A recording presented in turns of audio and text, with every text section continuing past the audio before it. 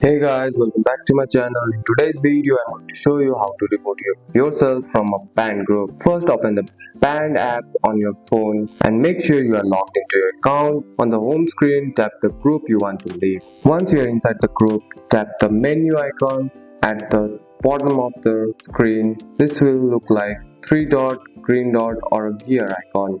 This will open the group menu. In the menu, look for the lead group. Tap on lead group. A message will appear asking for confirmation. Tap confirm or OK.